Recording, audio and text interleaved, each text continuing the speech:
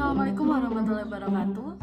Saya mewakili kelompok 12 yang beranggotakan saya sendiri, Lian Salimatus Tulfa dan Arjuna Maulana Farizi. Di sini kami akan menjelaskan sedikit materi mengenai perumusan kesimpulan penelitian, format laporan penelitian, dan laporan skripsi. Silakan disimak. Perumusan kesimpulan merupakan pernyataan atau proposisi yang diambil dari beberapa pernyataan dengan beberapa aturan inferensi. Kesimpulan termasuk suatu gagasan yang tercapai di bagian akhir pembicaraan. Lalu berikutnya, laporan penelitian memiliki fungsi sebagai pertanggungjawaban dari kegiatan penelitian yang tengah dijalani. Maka dari itu, laporan penelitian perlu disusun secara jelas, lengkap, dan dapat dipahami dengan baik. Prosedur, proses, dan sistematiknya juga harus sesuai dengan kaidah yang berlaku. Selain itu, substansi dari hasil penelitiannya pun harus lengkap agar laporan penelitian yang kamu buat dapat memberikan manfaat kepada yang membaca. Perumusan masalah. Yang pertama, apa itu perumusan kesimpulan dalam penelitian? Yang kedua, apa itu format laporan dalam penelitian? Yang ketiga, apa itu laporan skripsi? Dan yang keempat, bagaimana cara membuat perumusan kesimpulan? Tujuan kami menyusun makalah ini yaitu yang pertama untuk memenuhi tugas mata kuliah metode penelitian. Yang kedua, untuk mengetahui apa itu perumusan kesimpulan dalam penelitian. Yang ketiga, untuk mengetahui apa itu format laporan dalam penelitian. Dan yang keempat, untuk mengetahui apa itu laporan skripsi. Pembahasan perumusan kesimpulan. Salah satu komponen yang tidak dapat dipisahkan dalam penulisan laporan penelitian adalah penulisan kesimpulan dan saran. Kesimpulan dalam penelitian bukanlah karangan atau ceramah yang berasal dari luar penelitian. Namun, kesimpulan tersebut berasal dari proses yang dilakukan pada bab awal hingga analisis dan pembahasan sebuah penelitian. Artinya, kesimpulan merupakan inti dari bab sebelumnya atau naluri hasil analisis dan pembahasan. Kesimpulan biasanya diambil berdasarkan data yang telah dianalisis. Dilansir dari buku Metodologi Penelitian Sosial 2019 karya Ismail Nurdin dan Sri Hartati, dijelaskan bahwa ketika menarik kesimpulan ada beberapa hal yang harus diperhatikan, yaitu yang pertama, berisi jawaban dari tujuan penelitian atau pembuktian hipotesis. Jumlahnya harus sesuai dengan tujuan penelitian. Sebaiknya menggunakan kalimat singkat, jelas, dan padat agar mudah dipahami oleh pembaca. Kesimpulan disampaikan dalam bentuk pernyataan yang ketat dan padat sehingga menimbulkan interpretasi lain. Informasi yang ditampilkan dalam kesimpulan dapat berupa pendapat baru, koreksi atas pendapat lama, pengukuhan pendapat lama atau penumbangan pendapat lama. Format laporan penelitian. Laporan penelitian adalah laporan pertanggungjawaban kegiatan penelitian yang sudah dijalani. Laporan ini membahas penelitian dengan jelas, lengkap, detail, dan bisa dipahami semua kalangan. Laporan ini berisi prosedur, proses, dan sistematika jalannya penelitian. Ada dua metode laporan penelitian. Yang pertama, kualitatif dan kuantitatif. Laporan penelitian memiliki fungsi sebagai pertanggungjawaban dari kegiatan penelitian yang kamu jalani. Metode dalam pembuatan laporan penelitian terdiri atas dua jenis, yaitu metode kuantitatif dan kualitatif. Yang pertama, laporan penelitian kuantitatif merupakan metode yang dilakukan secara lugas, objektif, dan apa adanya. Isi pokoknya adalah apa yang diteliti, bagaimana penelitian yang dilakukan, hasil yang diperoleh, dan kesimpulan penelitian. Yang kedua adalah laporan penelitian kualitatif, merupakan metode untuk mengungkapkan gejala atau fenomena secara menyeluruh dan kontekstual. Laporan penelitian ini seharusnya mampu memberikan gambaran yang utuh dan kontekstual tentang topik yang diteliti. Oke, yang berikutnya adalah format contoh penelitian kuantitatif.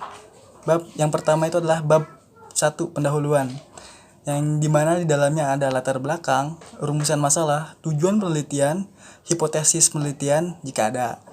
Lalu ada kegunaan penelitian, ruang lingkup dan keterbatasan penelitian, definisi istilah atau definisi operasional. Lalu ada bab 2, kerangka teoritis atau landasan teori atau tinjauan pustaka.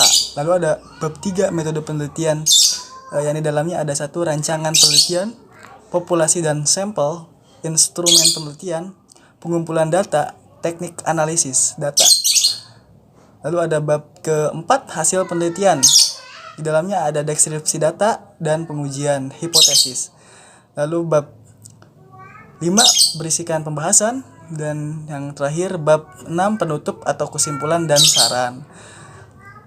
Bagian akhir pada laporan ini termuat daftar rujukan, daftar pustaka, dan lampiran. Yang kedua, format laporan penelitian kualitatif.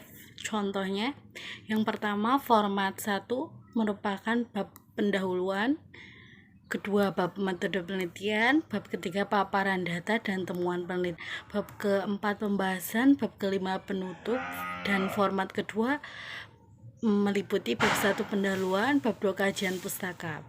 Kajian pustaka adalah suatu kegiatan penelitian yang bertujuan melakukan kajian secara sungguh-sungguh tentang teori-teori dan konsep-konsep yang berkaitan dengan topik yang akan diteliti sebagai dasar dan melangkah pada tahap penelitian selanjutnya. Bab ketiga metode penelitian, bab keempat paparan data dan temuan peneliti, bab kelima pembahasan, dan bab keenam penutup. Laporan skrip. Yang ketiga, laporan skripsi. Laporan skripsi bertujuan untuk melatih dan menguji kemampuan berpikir kritis, kreatif, dan analitis untuk memperkaya ilmu pengetahuan yang diperoleh mahasiswa di bangku kuliah dengan pengalaman-pengalaman selama melakukan penelitian di lapangan, agar mereka mampu mendeskripsikan suatu permasalahan, mengaitkan permasalahan tersebut dalam bidang ilmu teknologi dan informatika, mendeteksi permasalahan yang sedang atau akan terjadi, menganalisis permasalahan tersebut pada butir C berdasarkan ilmu yang dipelajari serta pengalaman praksisnya, mengambil kesimpulan dari analisis permasalahan tersebut di atas serta mengumumkan saran atau rekomendasi. Selanjutnya, setelah menyelesaikan program studinya, mahasiswa diharapkan mampu pertama menjadi tenaga siap didik dan atau siap kerja mandiri untuk melakukan suatu kegiatan tertentu dan melakukan analisis terhadap kegiatan yang digelutinya sesuai pengetahuan dan keterampilan yang diperlukan dalam pengolahan aktivitas organisasi. Kedua, memiliki kemampuan yang tangguh dalam perencanaan kebutuhan implementasi, pengendalian, evaluasi, dan pengembangan sistem informasi guna mendukung aktivitas organisasi usaha secara efektif dan efisien. Yang ketiga, memiliki kemampuan dalam menyesuaikan diri dengan perkembangan perangkat keras dan perangkat lunak. Ciri-ciri laporan skripsi. Yang pertama, laporkan apa yang terjadi dalam penelitian, tidak melaporkan apa yang diharapkan akan terjadi dalam setiap tahapan penelitian. B. Perlu diingat agar tidak cepat-cepat membuang data atau informasi, sebaik simpan sampai laporan betul-betul selesai. Yang C, laporkan pula hambatan dan kegagalan yang dialami. Jangan melaporkan keberhasilan saja, sebab suatu kegagalan pun jadi hakikat merupakan suatu hasil dari penelitian. Informasi ini penting untuk penelitian-penelitian berikutnya. Sistematika laporan penelitian. Yang pertama, suatu hal yang juga sangat penting dalam laporan penelitian adalah format atau sistematikanya. Yang B, pada umumnya orang menggunakan format yang sesuai dengan langkah-langkah penelitian yang dilakukan. Bagian awal merupakan halaman cover, 2 halaman logo, 3 halaman judul, 4 surat pernyataan, 5 halaman pengesahan, dan 6 halaman kata pengantar, 7 halaman abstrak, 8 halaman daftar isi, 9 halaman daftar tabel jika ada, 10 halaman daftar gambar jika ada, 11 halaman daftar lampiran jika ada. Bab inti merupakan yang pertama bab 1 pendahuluan, kedua kajian pustaka, ketiga metode penelitian, dan yang bab 4 hasil penelitian dan pembahasan, bab 5 penutup, dan daftar pustaka, daftar lampiran, daftar riwayat hidup. Terima kasih.